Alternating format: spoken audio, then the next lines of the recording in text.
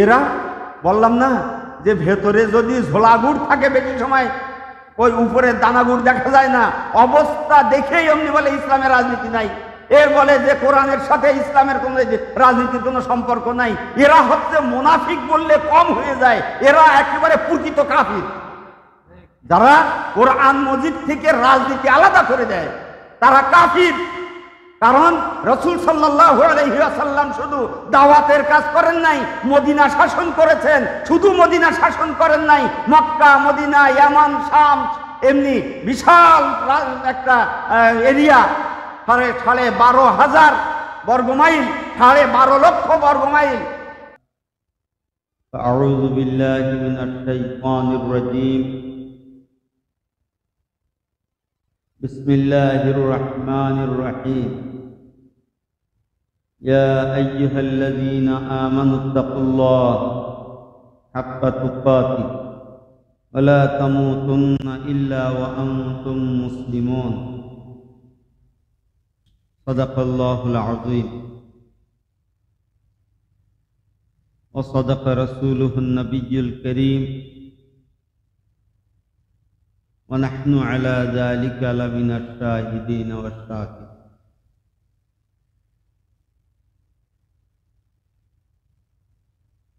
সম্মানিত মুসল্লিবৃন্দ, আল্লাহ সুবহানাহু ওয়া তাআলার শুকরিয়া আদায় করছি, যিনি মহিমান্বিত মাস জিলকাদ মাসের দ্বিতীয় জুমায় তার হুকুম পালনের জন্য এই মসজিদে সুনির্দিষ্ট সময়ে সঠিক সময়ে উপস্থিত হওয়ার তৌফিক দান করেছেন। এই জন্য কালিমাতুশ শুকর আদায় করছি, আলহামদুলিল্লাহ। দরুদ ও সালাম পেশ করছি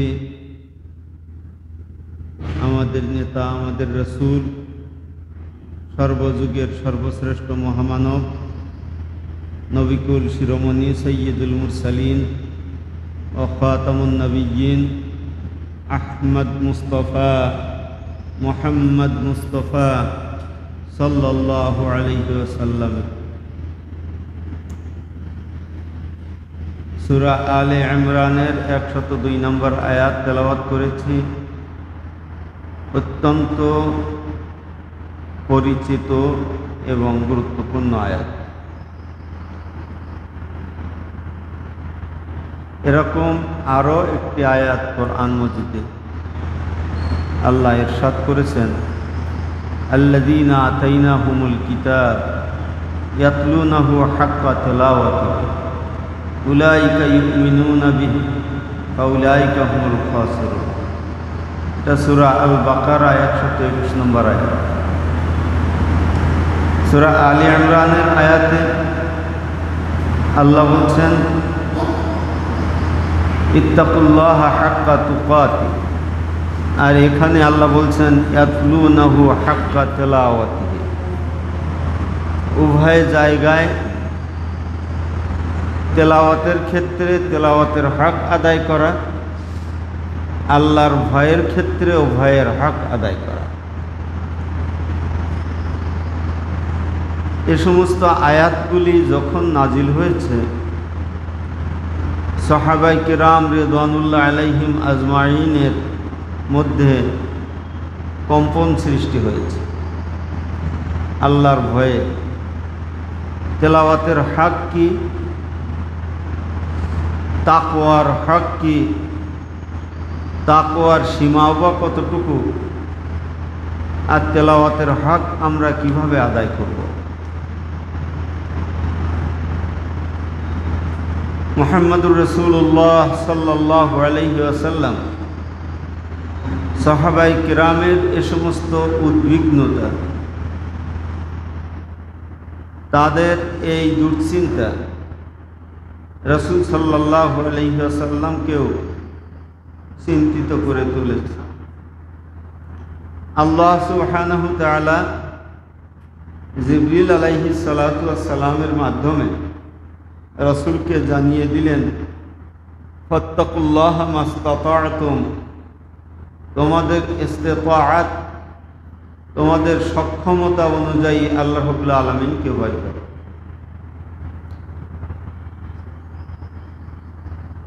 খায়রু উম্মাহ, সকল উম্মতের শ্রেষ্ঠ উম্মত হযরত আবু বকর সিদ্দিক রাদিয়াল্লাহু তাআলা আনহুর ভয় করা আল্লাহ রাব্বুল আলামিনকে, এবং আমাদের ভয় করা একরকম হবে না। আমরা আল্লাহ রাব্বুল আলামিনকে আমাদের সক্ষমতা অনুযায়ী, যোগ্যতা অনুযায়ী ভয় করি। আমাদের এই মসজিদে যারা উপস্থিত আমরা হই, তাদের ভয় করার নিয়ম নীতি সবাই একরকম নয়। তারপরেও এটা নিশ্চিন্তে বলা যায় যে আমরা কোনো ব্যক্তি, আমি সহ সবাই যথাযথভাবে আমাদের যাবতীয় শক্তি ও ক্ষমতা দিয়ে আল্লাহ রাব্বুল আলামিনকে ভয় করি না। আল্লাহ রাব্বুল আলামিনের ভয়ে সমস্ত শরীর কাঁপতে হবে, কথা জড়িয়ে যেতে হবে, চলাচল রহিত হতে হবে এমনটি নয়। আল্লাহ রাব্বুল আলামিনের ভয়ে আল্লাহর নিষেধকৃত জিনিস থেকে দূরে থাকা, আল্লাহর হুকুমগুলো যথাযথভাবে পালন করা, এটাই যদি হয় তাহলে বোঝা যাবে এই লোকটি আল্লাহ রাব্বুল আলামিনকে প্রকৃতপক্ষে ভয় করে।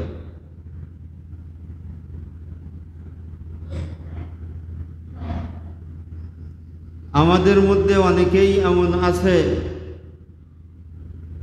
তারা আমাদেরকে বলে নামাজ ঠিক মতো পড়ে না, বলে আমরা নামাজ পড়ি না তাই কি আল্লাহকে ভয় করি।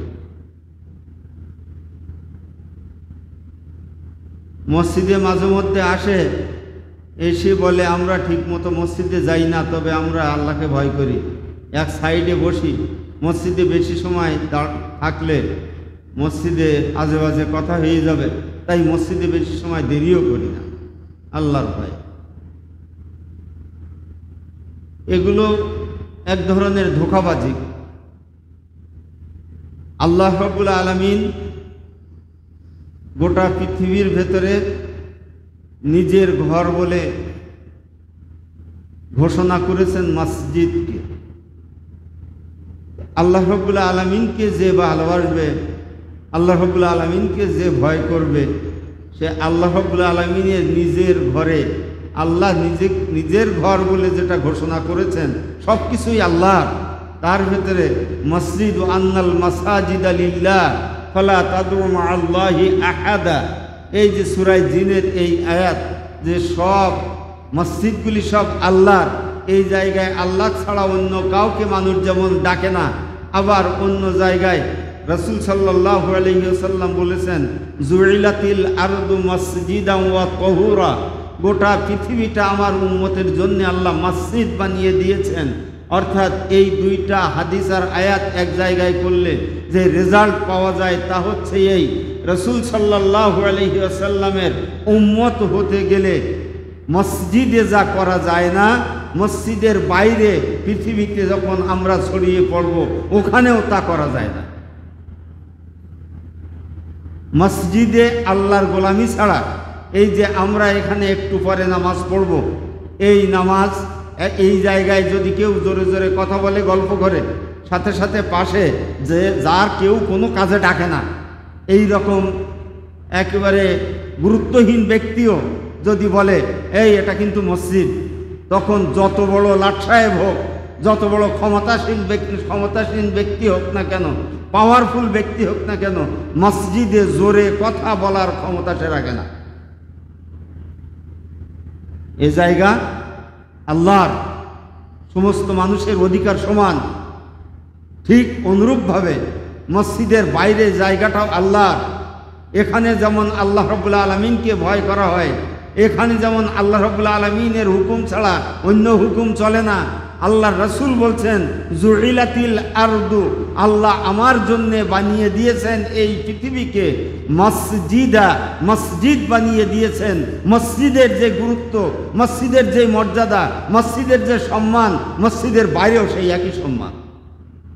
সে জায়গায় বাজে কাজ করা যায় না, সে জায়গায় মিথ্যে কথা বলা যায় না, সে জায়গায় আল্লাহ রাব্বুল আলামিনের হুকুম ছাড়া কাজ করা যায় না যদি সে মুসলমান হয়। আল্লাহ রাব্বুল আলামিন তাই বলেছেন, ইয়া আইয়ুহাল্লাযীনা আমানুত্তাকুল্লাহ, যদি তোর ঈমান থাকে তাহলে তুই আল্লাহ রাব্বুল আলামিনকে ভয় করবি। ভয়ের পরিধি কেমন? হাক্কা তুকাতিহি, যথাযথভাবে ভয় করতে হবে। মসজিদে যেই কাজ করা যায়, মসজিদে একজন ইমাম থাকে, ইমামের কমান্ড ফলো করতে হয়। এই মসজিদের ইমাম যাকে ফলো করেন তিনি হচ্ছেন মুহাম্মদুর রাসূলুল্লাহ সাল্লাল্লাহু আলাইহি ওয়াসাল্লাম। এই জায়গাটা ইমামের পৈতৃক সম্পত্তি না, এই জায়গাটা মুহাম্মদুর রাসূলুল্লাহ সাল্লাল্লাহু আলাইহি ওয়াসাল্লামের জায়গা। এই জায়গায় যিনি ইমামতি করবেন তাকে আনুগত্য অনুসরণ করতে হবে মদিনাওয়ালার। ওই মদিনার মসজিদে সবুজ গম্বুজের নিচে যিনি শুয়ে আছেন হায়াতুন নবী, তিনি একেবারে জীবন্ত অবস্থায় ওই জায়গায় আমাদের মতো নয়, তবে ওই জগতে যে পরবর্তী কবর জগতে যেভাবে জীবিত থাকা যায় সেভাবেই আল্লাহ রাব্বুল আলামিন তাকে জীবিত রেখেছেন। এই জীবিত অবস্থায় এই জায়গায় জীবিত সত্তার, জীবিত একজন মানুষের, জীবিত রসুলের প্রতিনিধিত্ব করছে এই ইমাম সাহেবরা। এই ইমাম সাহেবের আনুগত্য, যত সময় ইমাম সাহেব মদিনাওয়ালার আনুগত্য করে তত সময় ইমাম সাহেবের আনুগত্য মুসল্লিদের জন্য করা ফরজ। একটুও এদিকে ওদিকে যেমন নাই, এমনভাবে এটা হচ্ছে ইমামতে সগরা, ছোট ইমাম এই, আর ইমামতে কোবরা হচ্ছে দেশের ইমাম। ওই দেশের ইমাম যত সময় পর্যন্ত আল্লাহ এবং আল্লাহর রাসূলের হুকুম অনুযায়ী দেশ চালায় তত সময় পর্যন্ত মসজিদে যেমন ইমামের বিরোধিতা করা যায় না, তদ্রূপভাবে মসজিদের বাইরেও ইমামের বিরোধিতা করা যায় না। ইন্নাল মাসাজিদা লিল্লাহ ফালা তাদউ মা'আল্লাহি আহাদা জুইলাতিল আরদু মাসজিদান ওয়া তাহুরা। অত্যন্ত গুরুত্বপূর্ণ বিষয়। ঠিক অনুরূপভাবে মসজিদের বাইরে যে সমস্ত ইমাম সাহেবরা, যে সমস্ত দলীয় নেতৃত্ব, ইমাম মানে নেতা, কি বলেন? ইমাম মানে কি? নেতা। ইয়াউমা নাদউ কুল্লা উনাসিম বিইমামিহিম, ইয়াউমা আজ, অর্থাৎ হাসরের ময়দানে, নাদউ আমি ডাকবো, কুল্লা উনাসিন প্রত্যেক মানুষকে, বিইমামিহিম তার ইমামের সাথে, তার নেতার সাথে ডাকবো। এখন আমি আমার নেতা কেমন দেখতে চাই? আমি আমার নেতা কেমন দেখতে চাই? সেই কবি নজরুলের কথাই বলতে হয়, যেই জাহাজের মাঝি নেতা হচ্ছে মুহাম্মদুর রাসূলুল্লাহ, আর যে জাহাজের দাঁড় টানা লোক হচ্ছে চার খলিফা আবু বকর, ওমর, ওসমান, আলী। সেই জাহাজে উঠতে কোনো ভয় নাই, কারণ আল্লাহ রাব্বুল আলামিন হাসরের ময়দানে ডাকবেন। সেই হাসরের ময়দানের নেতা হবেন একচ্ছত্র নেতৃত্ব, যার হাতে থাকবে, রাসূল সাল্লাল্লাহু আলাইহি ওয়াসাল্লাম বলছেন যে আজকের দিন আমার কাছে থাকবে পতাকা, আমার কাছে থাকবে পতাকা। যেই পতাকা, যেই লেওয়া, এই লেওয়াকে, এই পতাকাকে বলে হামদের পতাকা, প্রশংসার পতাকা।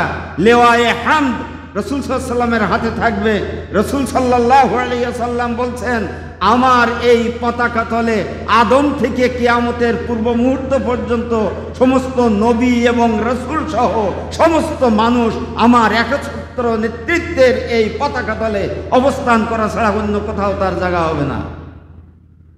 তাহলে নেতৃত্ব হবে কার? মুহাম্মদুর রাসূলুল্লাহ সাল্লাল্লাহু আলাইহি ওয়াসাল্লামের। আর কর্তৃত্ব হবে কার? লা ইলাহা ইল্লাল্লাহ, আল্লাহর কর্তৃত্ব আর মুহাম্মদ সাল্লাল্লাহু আলাইহি ওয়াসাল্লামের নেতৃত্ব। এই কর্তৃত্ব এবং নেতৃত্ব অনুযায়ী যারা বাইরের এই মসজিদের ইমামতি করে তাদের বিরোধিতা করা, আর মোসওয়ালাদের সহযোগিতা করা, তাদের পিছনে পিছনে হাঁটা, যেমন মোসওয়ালাদের পিছনে হাঁটা হারাম, অনুরূপভাবে রাসূলওয়ালাদের পিছনে হাঁটা ফরজ।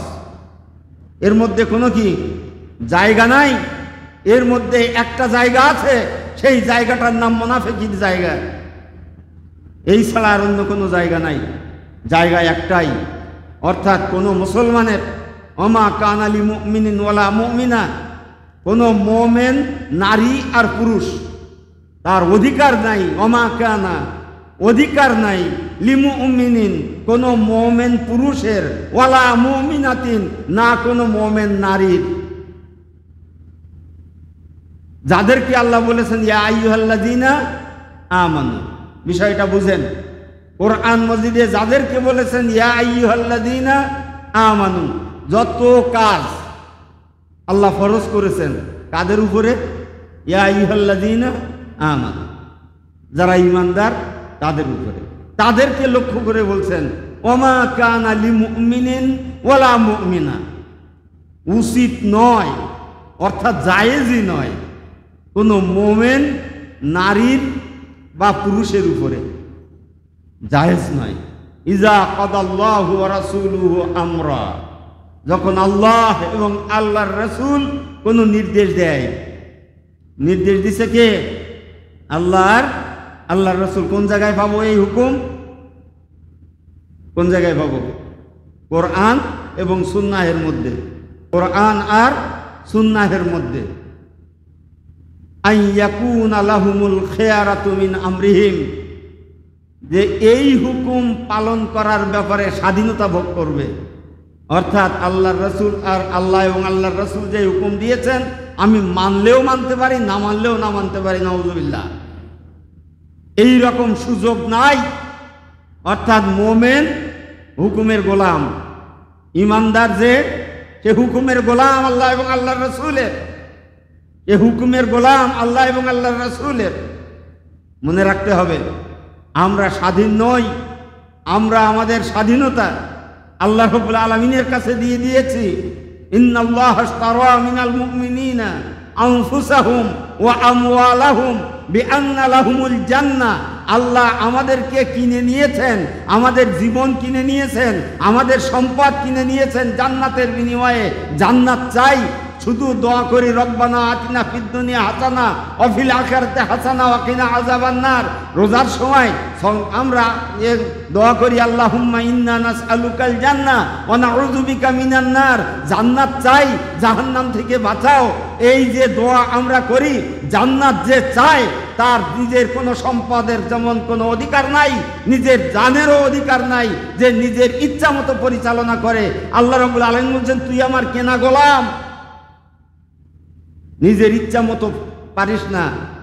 তোর গলায় যে দড়ি, এই দড়ির নাম হচ্ছে আনুগত্যের দড়ি। এই দড়ি দিয়ে আমি তোকে টেনে টেনে বিক্রি করা গরু যেমন টেনে টেনে গরু যে কিনে নেয়, সে ইচ্ছা করলে জবে করতে পারে, ইচ্ছা করলে চাষ করতে পারে, ইচ্ছা করলে সে যা ইচ্ছা তাই করতে পারে। ঠিক অনুরূপভাবে এই বান্দাগুলিকে যারা আল্লাহ রাব্বুল আলামিনের উলুহিয়াত, আল্লাহ রাব্বুল আলামিনের রুবুবিয়াত, আল্লাহ রাব্বুল আলামিনের প্রভুত্ব মেনে নিয়েছে, আল্লাহ আমার হুকুমদাতা, আল্লাহ আমার বিধানদাতা, আল্লাহ আমার রিজিকদাতা, আল্লাহ রাব্বুল আলামিন সমস্ত রোগ থেকে মুক্তিদাতা, এই কথা যারা বিশ্বাস করে, এই বিশ্বাসীদেরকে হাক্কা তুকাতিহি, কার্যকর বিশ্বাস করার জন্যে যে সত্যি সত্যি সে জীবনের সর্বক্ষেত্রে আল্লাহর আইন ও তার রাসূলের নিয়ম নীতি মেনে নিতে যদি প্রস্তুত হয় এবং সেই মোতাবেক সে জীবন গড়ে, তাহলে হাক্কা তুকাতিহি হলো। আমি বুঝতে পারলাম কিনা? হাক্কা তুকাতিহি কাকে বলে? নিজে লা ইলাহা ইল্লাল্লাহ মুহাম্মাদুর রাসূলুল্লাহ বললাম, আর যেই আইন, যেই নিয়ম নীতিতে, যে আইন ও যে নিয়ম নীতিতে চললে আল্লাহ এবং আল্লাহর রাসূলের নিয়ম নীতি হয় না, সেই নীতি বিশ্বাস করলাম। আচ্ছা, আমি এসছি আর একটু খোলাসা বলি না। একজন মানুষ আমাদের দেশে মনে করেন ইসলামী দল করে, মুখে মুখে ইসলামী দল করে, কিন্তু ইসলামের একটা গঠনতন্ত্র আছে, সেই দলের আওয়ামী লীগের একটা গঠনতন্ত্র আছে, চলার নিয়ম নীতি আছে, বিএনপির চলার নিয়ম নীতি আছে, জাতীয় পার্টির চলার নিয়ম নীতি আছে, প্রত্যেক দলের একটা দলীয় গঠনতন্ত্র আছে, আছে না নাই? তো বিএনপির মানুষ যদি আওয়ামী লীগের গঠনতন্ত্র মানে, বিএনপি দলীয়ভাবে তাকে দলে রাখে না বাইর করে দেয়? যদি আওয়ামী লীগের লোক বিএনপির গঠনতন্ত্র মানে, তাহলে আওয়ামী লীগের লোক তাকে কি দলে রাখে না বাইর করে দেয়?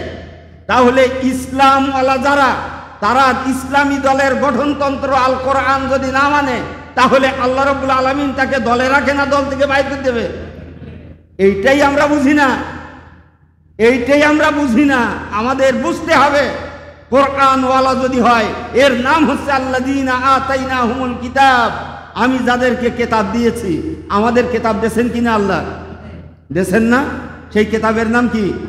আল কোরআন। আল্লাযীনা আতাইনাহুমুল কিতাবা ইয়াতলুনাহু হাক্কা তিলাওয়াতিহি। তারা কোরআন তেলাওয়াত করে, তেলাওয়াতের হক আদায় করে। অর্থাৎ এই গঠনতন্ত্রে যা আছে, কোরআনের মধ্যে যা আছে, এর বাইরে কোনো জীবন আদর্শের দিকে সে লক্ষ্য করে না, ভ্রুক্ষেপ করে না। যে জায়গায় অন্য জায়গায় সন্দেহ, কোনো জায়গায় সন্দেহ পোষণ যদি হয় যে আল্লাহ এবং আল্লাহর রাসূলের আনুগত্যের মধ্যে সন্দেহ হয়েছে, তাহলে সে সেটাকে পরিত্যাগ করে। ছোট্ট একটা উদাহরণ আমি দেই। হযরতে খালিদ ইবনে ওয়ালিদ, আপনারা নাম শুনেছেন না? খালিদ ইবনে ওয়ালিদ রাদিয়াল্লাহু তাআলা আনহু, সাইফুল্লাহ, আল্লাহর তলোয়ার। সাইফুল্লাহ, আল্লাহর তলোয়ার, যার উপাধি, জীবনে শাহাদাত বরণ করার জন্যে কাফেরদের মধ্যে একা একা ঢুকে গিয়েছে, আশা হলো শাহাদাত বরণ করা। তো তারা আল্লাহর তলোয়ারকে যদি ভেঙে ফেলে, তাহলে ইসলাম আর টেকে না। আল্লাহর তলোয়ারকে যদি ভেঙে ফেলতে পারে কাফেররা, তাহলে কি ইসলাম টিকবে না? আল্লাহ রাব্বুল আলামিন তার তলোয়ারকে অক্ষত রেখে, ঈমানের উপরে ইস্তেকামাত রেখে দুনিয়া থেকে বিদায় করে দিয়েছে। এই খালিদ ইবনে ওয়ালিদ রাদিয়াল্লাহু তাআলা আনহু, ইয়ারমুকের যুদ্ধ, কাফেরদের, মুসলমান ৬০,০০০, কাফের ২ লক্ষেরও অধিক, অসম যুদ্ধ, বিশাল ব্যাপার। ২ দিন ৩ দিন যুদ্ধ হয়ে গেল, মীমাংসা হয় না। সর্বশেষ প্রস্তাব এসেছে সোলেহের। ঠিক এই রকম অবস্থায় যুদ্ধের ময়দানে ২ পক্ষ একেবারে জীবন বাজি রেখে যুদ্ধ চলছে। ওই সময় একজন ঘোড়া সওয়ার হয়ে মুসলিম মদিনা থেকে গিয়েছে, যে সোজা খালিদ ইবনে ওয়ালিদকে খুঁজে বাহির করে তার মাথায় সেনাপতির পাগড়ি বাঁধা সেই জায়গায় একটা চিঠি দিয়েছে। চিঠিতে 3টা খবর। কয়টা? মনে রেখেন, চিঠিতে 3টা খবর। প্রথম খবর হচ্ছে খলিফাতুল মুসলিমিন, এই উম্মতের শ্রেষ্ঠ সন্তান হযরতে সিদ্দিক আকবর রাদিয়াল্লাহু তাআলা আনহু ইন্তেকাল করেছে। 2 নম্বর খবর হচ্ছে ফারুকে আজম হযরতে ওমর ফারুক রাদিয়াল্লাহু তাআলা আনহুকে খেলাফতের আসনে আসীন করা হয়েছে, অর্থাৎ বর্তমান খলিফা হচ্ছে ওমর রাদিয়াল্লাহু তাআলা আনহু। 3 নম্বর খবর হচ্ছে খালিদ বিন ওয়ালিদকে আজীবনের জন্য সেনাপতির পদ থেকে অপসারণ করা হলো, এবং ওই জায়গায় হযরতে আবু উবাইদা ইবনুল জাররাহ রাদিয়াল্লাহু তাআলা আনহু, আশারায়ে মুবাশশারার গুরুত্বপূর্ণ সদস্য, আমিনুল উম্মাহ, যার উপাধি, তাকে সেনাপতির পদে বসানো হলো। কঠিন অবস্থা না? যুদ্ধ চলছে। বিষয়টা যদি জানাজানি হয়ে যায়, অনেকের মধ্যে, অনেক মুসলিম মুজাহিদের মধ্যে দুর্বলতা আসতে পারে। তিনি গোপন রাখলেন, কিন্তু আবু উবাইদা ইবনুল জাররাহ রাদিয়াল্লাহু তাআলা আনহুকে সাথে সাথে ঘোড়ার পিঠ থেকে নেমে নিজের সেই সেনাপতির পাগড়িটা আবু উবাইদা ইবনুল জাররাহ রাদিয়াল্লাহু তাআলা আনহুর মাথার উপরে নামিয়ে দিয়ে দিলেন। দিয়ে তিনি বললেন, বিষয়টা বেশি প্রচার হতে দিবেন না, 3টা খবর এসেছে, এই খবর। আবু উবাইদা ইবনুল জাররাহ রাদিয়াল্লাহু তাআলা আনহু শিহরিয়ে উঠলেন। যুদ্ধের ময়দানে, যদিও আমলের ময়দানে এই উম্মতের দায়িত্ব পালন করার ক্ষেত্রে টপ 10 সাহাবীদের মধ্যে, সর্বশ্রেষ্ঠ 10 জন সাহাবীদের মধ্যে আবু উবাইদা ইবনুল জাররাহ রাদিয়াল্লাহু তাআলা আনহু একজন গুরুত্বপূর্ণ ব্যক্তি, কিন্তু জেহাদের ময়দানে খালিদ বিন ওয়ালিদের পরিচয়, খালিদ বিন ওয়ালিদই, তার সমকক্ষ আর কেউ নাই। এই জন্যে যখন তার মাথার তাজটা সেনাপতির তাজটা দেওয়া হলো আবু ওবায়দা ইবনুল জাররাহের কাছে। তিনি মনে করলেন একজন একেবারে আকাশচুম্বী মর্যাদা সম্পন্ন, দায়িত্ববোধ সম্পন্ন ব্যক্তি, যোগ্যতা সম্পন্ন ব্যক্তি একটা সাধারণ সৈনিককে সেনাপতির দায়িত্বের দিয়ে তিনি নিজে সাধারণ সৈনিকের কাতারে দাঁড়িয়ে যাচ্ছেন, এই রকমটা মনে হলো।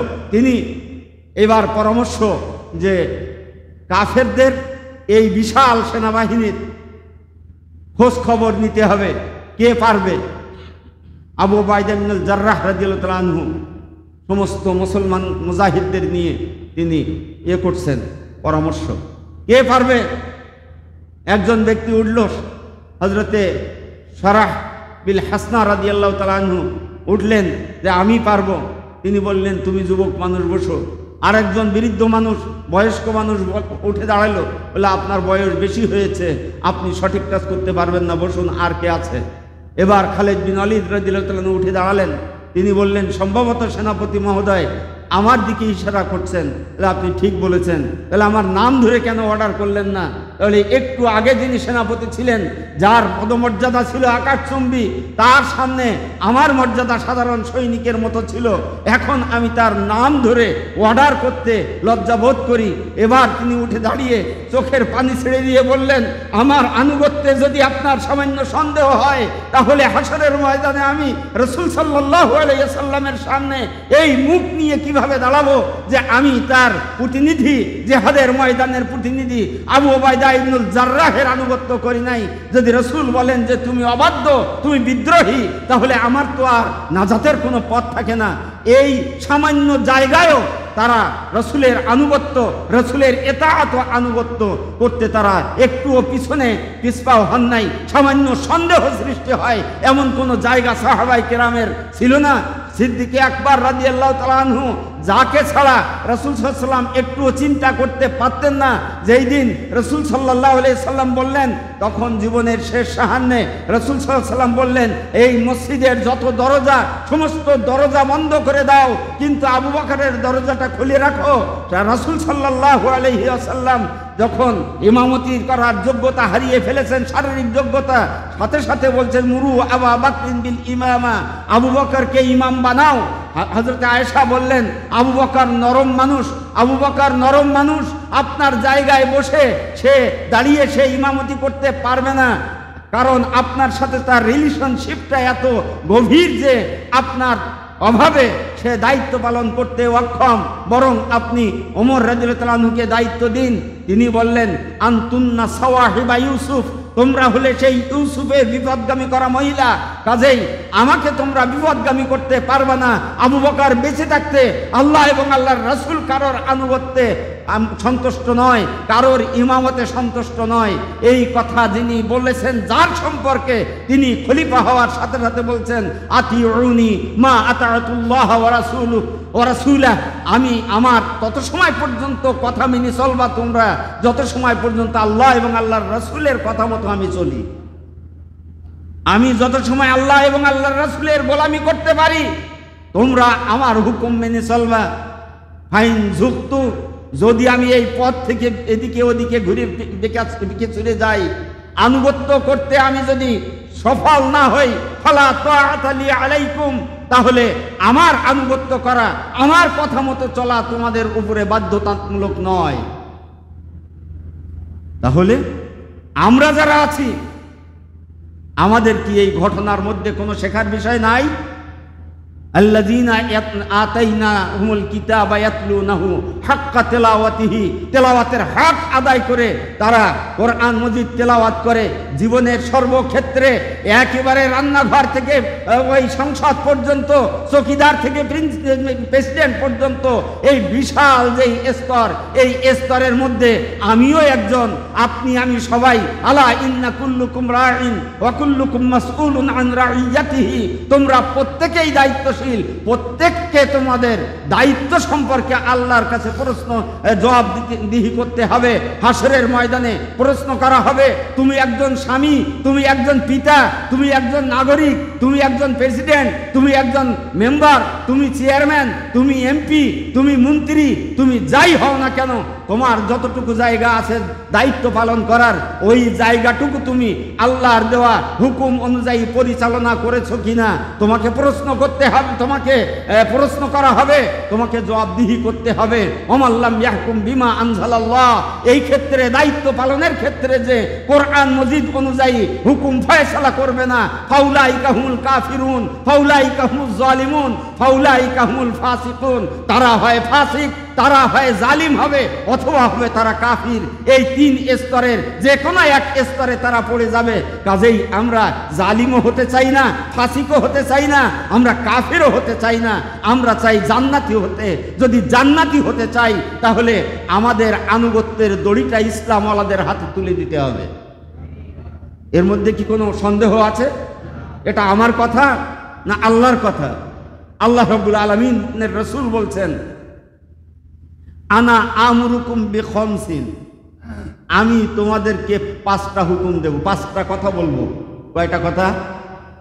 এই 5টা কথা আমার না, আল্লাহু আমারানি বিহিন না, আল্লাহ আমাকে এই 5টা হুকুম করেছেন। সেই 5টা হুকুম আমি তোমাদের কাছে রিপ্লাই করছি, আল্লাহর বলা কথাগুলো। 1 নম্বর হচ্ছে বিল জামাআ, জামাতবদ্ধ থাকা, ঐক্যবদ্ধ থাকা, দলবদ্ধ থাকা। এবং এই জামাত এমনি চলে না, একজন নেতা থাকে, আমির থাকে, এই আমিরের কথা শোনা, অসমে তত্ত্বা, আর সে মোতাবেক চলা, শোনা আর সে মোতাবেক কি চলা। তারপরে রাসূল সাল্লাল্লাহু আলাইহি ওয়াসাল্লাম বলেছেন, অল জিহাদু ফি সাবিলিল্লাহ, আল্লাহর রাস্তায় জিহাদ করা, আল্লাহর রাস্তায় আন্দোলন করা, সংগ্রাম করা, জিহাদ করা, টিকে থাকার জন্য চেষ্টা করা, সর্বাবস্থায় ইসলামের মধ্যে থাকার চেষ্টা করা, ইসলামের মধ্যে থাকার চেষ্টা করা। ফাইন্নাহু, রাসূল বলছেন, কারণ মূল কথা হলো এই, মান ফারাকা মিনাল জামাআতে কিদা শিবরিন, যে ব্যক্তি ইসলামী দল থেকে, জামাআত ইসলামী দল থেকে 1 বিঘা দূরে সরে যায়, কতটুক দূরে? 1 বিঘা দূরে। ফাকাদ খালা রিবকাতাল ইসলাম আন উনুকিহি, সে ব্যক্তি খুলে ফেললো, ফাকাদ খালা খুলে ফেললো রিবকাতাল ইসলাম, ইসলামের আনুগত্যের দড়িটা। ইসলামের যে দড়ি, আমাদের গলায় একটা দড়ি আছে, আমরা দেখতে পাই না, সেই দড়িটা কি? সেই দড়িটা এখন যদি রমজানের চাঁদ ওঠে, এখন যদি রমজানের চাঁদ ওঠে, তাহলে ওই দড়িতে টান দিয়ে শেষ রাতে আর ঘুমিয়ে থাকতে দেবে না, আমাকে সেহরি করাবে। কি বলেন? আমাকে সেহরি করাবে, সকাল থেকে শুরু হয়ে যাবে না খাওয়ার, সেই রোজার প্র্যাকটিস শুরু হবে। এই দড়িটা গলায় আছে তাই টান দিয়ে জুমায় আমাদের মসজিদে হাজির করেছে। এগুলো সব ওই দড়ির কাজ। তো আল্লাহ রাব্বুল আলামিনের রাসূল বলছেন, ফাকাদ খালা, যে ব্যক্তি ইসলামী সংগঠন থেকে 1 বিঘা অর্থাৎ সামান্য দূরে সরে যায়, তাহলে সে ইসলামের ওই যে দড়িটার কথা বললাম, ওই দড়িটা তার গলা থেকে খুলে সে দূরে নিক্ষেপ করলো, তার আনুগত্যের দড়ি আর গলায় থাকলো না। হাত্তা ইউরাজা ইলাই, যত সময় না আবার ইসলামী দলে ফিরে আসে। এবার রাসূল বলেন, ওমান দাআ বিদাওয়াল জাহিলিয়া, যে ব্যক্তি জাহিলিয়াতের দাওয়াত দেয়। আপনারা দেখেছেন আমাদের এই দেশে সদস্য সংগ্রহের জন্যে সদস্য সংগ্রহ সপ্তাহ, সদস্য সংগ্রহ পক্ষ, সদস্য সংগ্রহ মাস এইভাবে ঘোষণা করে দলের পক্ষ থেকে, করে না? দলীয় নেতা কর্মীরা সদস্য সংগ্রহের জন্যে মানুষের কাছে যায়।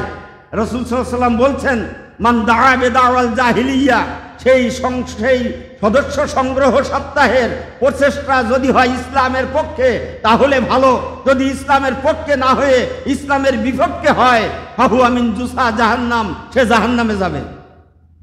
কোন জায়গায় যাবে? জাহান্নামে যাবে। কেন যাবে? যেহেতু ইসলামের জন্য ডাকে নাই। রাসূল সাল্লাল্লাহু আলাইহি ওয়াসাল্লাম কোন দিকে ডেকেছে? রাসূল সাল্লাল্লাহু আলাইহি ওয়াসাল্লামও সদস্য সংগ্রহের কাজ করেছেন না করেননি? 40 থেকে 63 পর্যন্ত ইন্তেকাল পর্যন্ত, ইন্তেকালের পূর্ব মুহূর্ত পর্যন্ত রাসূলের যাবতীয় কাজ ছিল সদস্য সংগ্রহের কাজ।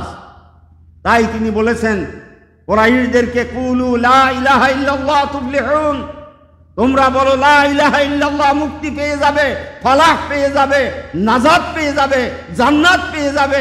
তামলিকুল আরব, আরবের প্রভুত্ব, আরবের প্রেসিডেন্টশিপ, আরবের মালিকানা তোমাদের হাতে দেওয়া হবে। ওয়া তাজুল্লুল আজম, আরবের বাইরের দেশগুলো তোমাদের আনুগত্য করতে থাকবে। এর একেবারে এই যে বিশাল মর্যাদা তোমরা অর্জন করবে, এর কাজ হচ্ছে, এই অর্জন করার মাধ্যম হচ্ছে ঈমান আনা, আল্লাহ এবং আল্লাহর রাসূলের উপরে ঈমান এনে আনুগত্য প্রকাশ করে ইসলাম নামক ঘরের মধ্যে প্রবেশ করা।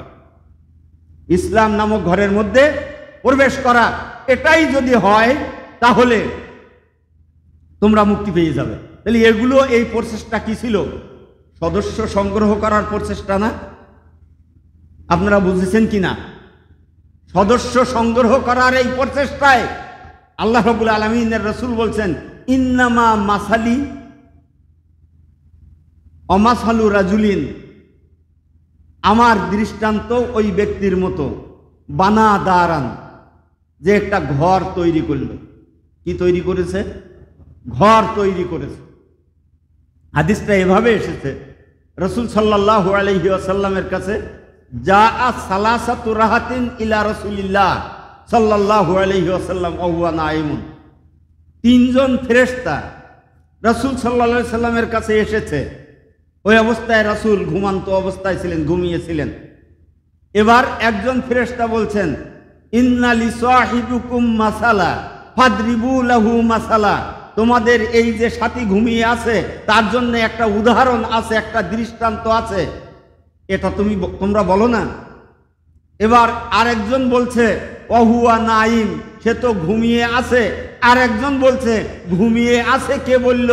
তার কলবটা, তার চোখটা ঘুমিয়ে আছে, কিন্তু কলবু ইয়াকজান, কলবটা তার আছে, সজাগ আছে, এটা ঘুমায়নি, কলব সজাগ আছে, কাজেই তোমরা বলতে পারো।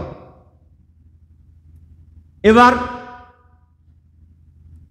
আরেকজন বলছে যে তার দৃষ্টান্ত হচ্ছে ওই ব্যক্তির মতো যে বানা দারান, একটা ঘর তৈরি করেছে, ওয়াজআলা ফিহা মা'দুবা, তার ভিতরে খাওয়ার অ্যারেঞ্জমেন্ট করেছে, ওয়া বাআসা দাইয়া, এবং একজন দাওয়াত দাতাকে প্রেরণ করেছে বাইরে দাওয়াত দেওয়ার জন্য, যে এসো, এই ঘরওয়ালা, এই ঘরের মালিক এর মধ্যে খাওয়ার অ্যারেঞ্জমেন্ট করেছে, তোমরা এসো, এই ঘরের মধ্যে ঢোকো, আর এই অ্যারেঞ্জমেন্ট থেকে, এই দস্তরখান থেকে তোমরা খাদ্য গ্রহণ করো। ফমান আজাবাদ দাঈ দাখালাদ দার ওয়া আকালা মিনাল মা'দুবা, যে ব্যক্তি এই দায়ী দাওয়াতদাতার কথা শুনলো আর ঘরের মধ্যে ঢুকলো, সে ওই দস্তরখান থেকে খাওয়ার সুযোগ পেল। ওমাল্লাম ইউজিবিদ দাঈ লাম ইয়াদখুলিল দার ওয়ালাম ইয়াকুল মিনাল মা'দুবা, যে ব্যক্তি ওই ঘরে ঢোকার জন্য যেই আহ্বান, এই আহ্বানে সাড়া দিল না, সে ঘরের মধ্যেও ঢোকার সুযোগ পেল না, আর ওই দস্তরখান থেকে খাওয়াও তার কপালে জুটল না। এবার আরেকজন বলছে অত শত কথা বাদ দাও, বাদ দিয়ে আউইলু হালাহু, এর জন্য এটার ব্যাখ্যাটা বলে দাও না, এনার জন্য যিনি ঘুমিয়ে আছেন, তাহলে ব্যাখ্যা বলে লাভ কি? অহুয়া নাইমান ওয়াহুয়া নাইমুন, তিনি তো ঘুমিয়ে আছে। তারপরে বলছে আল্লাহ আইনানে নাইমান অল কলবু ইয়াকজান, 2 চোখ ঘুমিয়ে থাকলেও হৃদয়টা তার আছে সজাগ। তোমরা যা বলবা হৃদয় দিয়ে তা তিনি হৃদয়ঙ্গম করতে পারবেন, তিনি বুঝতে পারবেন, কাজেই বলো। তাহলে তার ব্যাখ্যাটা বলে দাও। এবার তারা ব্যাখ্যা বলল যে ওই যে ঘরটা, ওই ঘরটা হচ্ছে জান্নাত। ওই ঘরটা কি বলুন? ওই ঘরটার নাম হচ্ছে জান্নাত। একেবারে খোলাখুলি আপনি যান মিশকাত শরীফে দেখেন, বাবু ইতিসাম বিল কিতাব ওয়াস সুন্নাহ, আল্লাহর কিতাব এবং রাসূলের সুন্নাহকে আঁকড়িয়ে ধরার অধ্যায়ে হাদিসটা কত সুন্দরভাবে রাসূল বলেছেন যে ওই ঘরটার উদাহরণ হচ্ছে, ঘরটার নাম জান্নাত। ওয়া আকালা মিনাল মা'দুবা, ওই যে দস্তরখান, দস্তরখানে অর্থ হচ্ছে জান্নাতের নাজ নেয়ামত। ওয়া দাঈ মুহাম্মদ, দাওয়াত দাতা হচ্ছে মুহাম্মদ সাল্লাল্লাহু আলাইহি সাল্লাম। আর ওই ঘরের মালিক হচ্ছে মাওলা রব্বুল আলামিন, আল্লাহ সুবহানাহু ওয়া তাআলা। যে ব্যক্তি মান আজাবা দাঈ আই মান আজাবা মুহাম্মাদা ফাকাদ দাখালাল জান্নাহ ওয়া আকালা মিনাল মা'দুবা, যে ব্যক্তি মুহাম্মদ সাল্লাল্লাহু আলাইহি সাল্লামের দাওয়াতে সাড়া দেয়, ইসলামের ঘরে ঢোকে, সে জান্নাতে যাওয়ার সুযোগ পায় আর দস্তরখান থেকে খাওয়ারও সুযোগ পায়।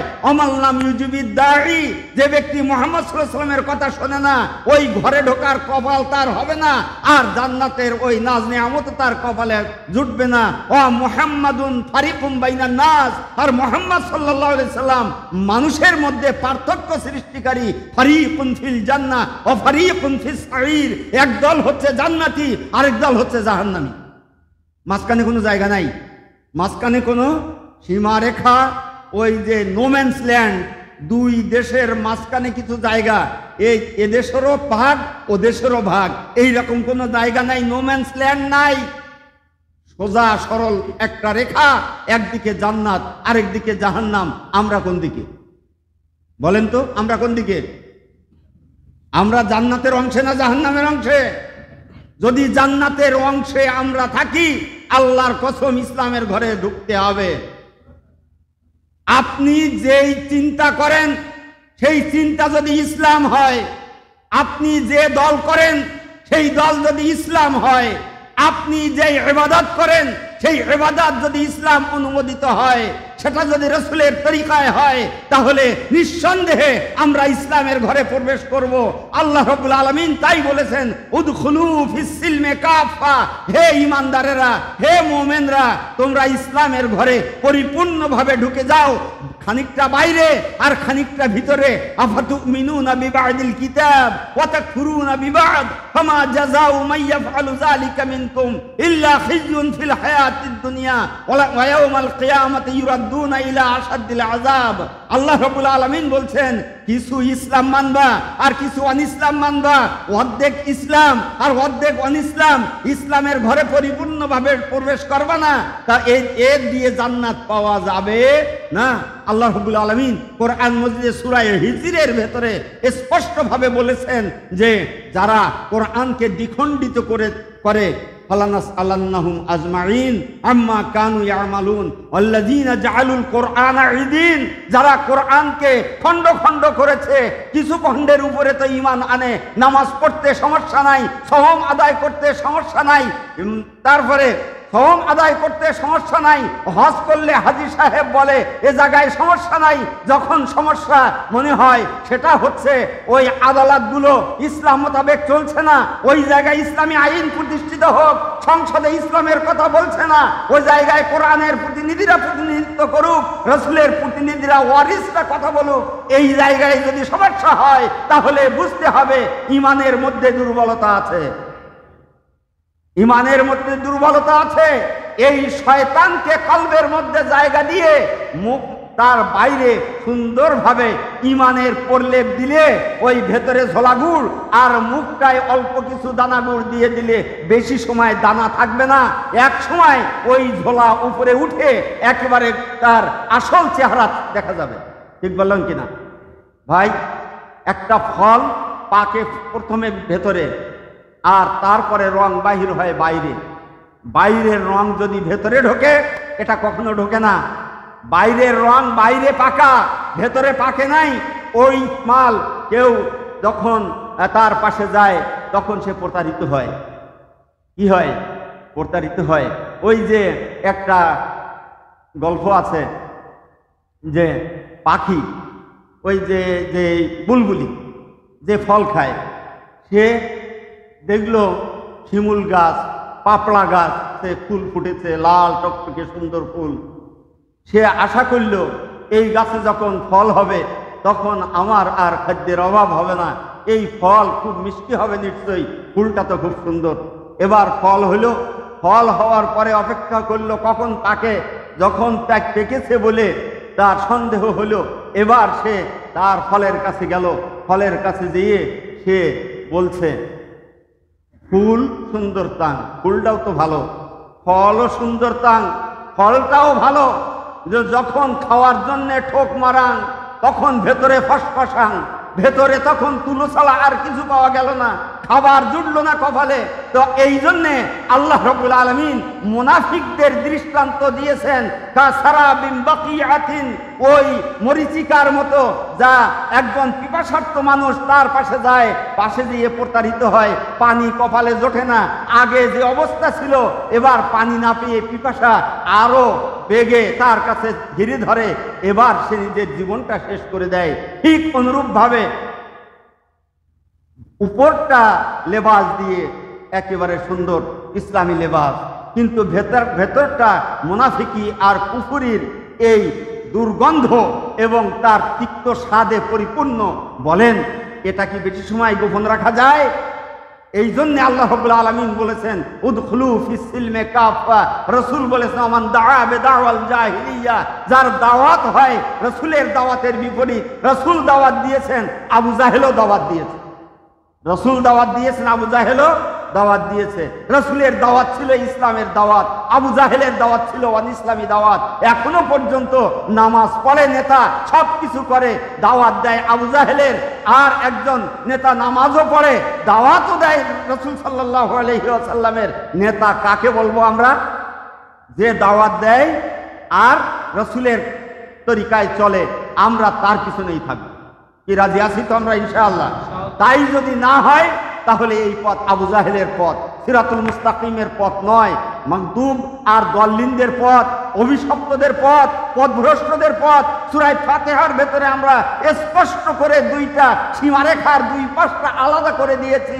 আল্লাহ রাব্বুল আলামিন বলেছেন ইহদিনাস সিরাতাল মুস্তাকিম, আমাকে জান্নাতের পথে চালাও, গায়রিল মাগদুবি আলাইহিম ওয়ালাদ-দাল্লিন, যাদেরকে অভিশাপ দিয়েছো, যারা পথভ্রষ্ট, ওই কাফির, মুশরিক, শয়তান, বদমাইশ, ইহুদি, খ্রিস্টান, নাসারা, হিন্দু, যারা অনিসলামী বিশ্ব, ইসলামের সাথে কোনো সম্পর্ক নাই, আমারও সম্পর্ক যেন অনিসলামী বিশ্বের সাথে না থাকে। কি বলে? তারা শাসন করেছেন। হযরতে ফারুক আজম তখন পথভ্রষ্ট হয়ে যায়, নাউজুবিল্লাহ। হযরতে আবু বকর রাদিয়াল্লাহু আনহু তখন আর সঠিক পথে থাকেন না, আলী রাদিয়াল্লাহু আনহু সঠিক পথে থাকেন না, ওসমান রাদিয়াল্লাহু আনহু সঠিক পথে থাকেন না। এমনি করে ইসলামের খেলাফতের পক্ষে সমস্ত সাহাবা, হযরতে আব্দুল্লাহ ইবনে মাসউদ রাদিয়াল্লাহু তাআলা আনহু বলেছেন হুম আসহাবু রাসূলিল্লাহ, তারা হলেন রাসূলের সাথীরা। আল্লাহ রাব্বুল আলামিন তাদেরকে বাছাই করেছেন, ইখতারাহুমুল্লাহু লিসহবতি রাসূলিহি ওয়া লিইকামাতি দীনিহি। আল্লাহ রাব্বুল আলামিন রাসূলের সঙ্গী হওয়ার জন্য এদেরকে বাছাই করেছেন, আর রাসূলের সাথে ইকামাতে দ্বীন, দ্বীন প্রতিষ্ঠার আন্দোলন করবে, দ্বীন প্রতিষ্ঠার আন্দোলন করবে, যা আবু জাহেলদের বিরুদ্ধে আন্দোলন করবে। এই জন্যই আল্লাহ সাহাবীদেরকে নিয়েছেন, এই জন্য সাহাবাদের মর্যাদা রাদিয়াল্লাহু আনহুম ওয়া রাদু আনহু, তারা সর্বাবস্থায় আল্লাহর উপরে খুশি ছিল, তারা আল্লাহ রাব্বুল আলামিন তাদের উপরে খুশি ছিলেন। এই জন্য সাহাবাদেরকে তখন গোমরাহ বানাতে হয়। যদি বলা হয় ইসলামের রাজনীতি নাই, যদি বলা হয় কোরআনের রাজনীতি নাই, তখন আনিহকুম বিমা আনজালাল্লাহ, আল্লাহ রাব্বুল আলামিন যেই কিতাব নাজিল করেছেন এই মোতাবেক তুমি হুকুম ফয়সালা করো, এই মোতাবেক যাবতীয় কেস মকদ্দমা তুমি সমাধান করো।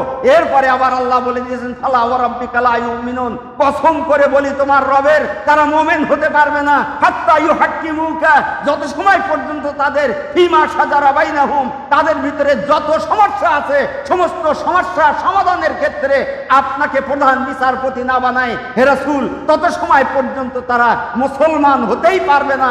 আমি আল্লাহ আমার সত্তার কসম করে বলছি। আমার কথা না কোরআনের কথা?